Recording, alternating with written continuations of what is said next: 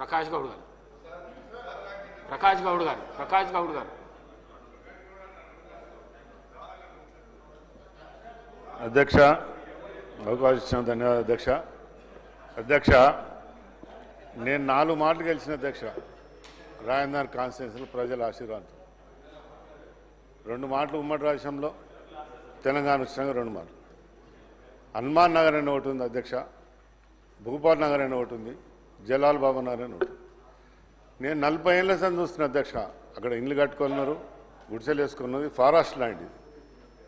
రోషయ్య అప్పుడు రాజశేఖర రెడ్డి గారు ఉన్నప్పుడు అడిగినా, కిరణ్ కుమార్ రెడ్డి ఉన్నప్పుడు అడిగినా, రోషయ్య గారు ఉన్నప్పుడు అడిగినా, మన తెలంగాణ ప్రభుత్వం వచ్చినప్పుడు అడిగినా, ఈ ప్రభుత్వం కూడా అడుగుతున్నా అధ్యక్ష.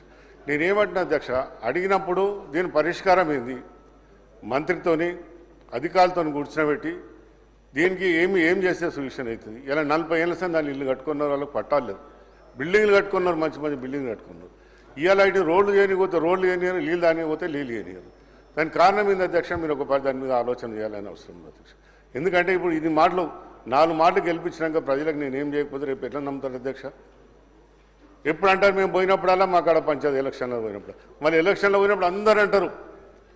ఇక్కడ ఉన్న మంత్రి వాళ్ళు కూడా జూపల్లి గారు మంత్రి గారు గత ప్రభుత్వంలో ఉన్నప్పుడు కార్పొరేట్ ఎలక్షన్లో 15 రోజులు మీకు పట్టాలు ఇప్పిస్తా అని చెప్పారు అధ్యక్ష.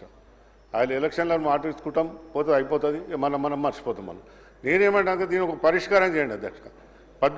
ప్రతి అసెంబ్లీల సమావేశంలో అన్ని పార్టీలతో అడిగినాం అధ్యక్ష. లాస్ట్లో కాంగ్రెస్ ప్రభుత్వంలో ఇలా ముఖ్యమంత్రి గారు చేస్తున్న నమ్మకం ఉన్నది, మీ నమ్మకం ఉన్నది. ఎందుకంటే అప్పుడు 0 ఓవర్లో 1 నిమిషం కంటే ఎక్కువ మాట్లాడి, 1 నిమిషం కానీ మీరు మంచిగా అంటారు అధ్యక్ష. చాలా సంతోషం. ఈ పనిని ఏ విధంగానైనా చేసి ఇస్తే చాలా సంతోషం అధ్యక్ష. ఎందుకంటే ప్రజలు అడుగుతారు, ప్రజలు అడిగినప్పుడు మనం చేయకపోతే మనం ఎందుకు 4 సార్లు గెలిపించినా కూడా ఆ ప్రజల తీర్మానం చేయకపోతే నేను ఎందుకు ఎమ్మెల్యే ఉండడం ఎందుకు, లేక ఎందుకు? అందుకని దయచేసి అధ్యక్ష, ఇక్కడ ఉన్న మంత్రులు పెద్ద మంత్రులు అందరూ కూడా మంత్రి వాళ్ళని అధికారులను కూర్చోబెట్టి చేసే బాధ్యత తీసుకునే బాధ్యత మీరు తీసుకోవాలని చెప్తున్నా అధ్యక్ష.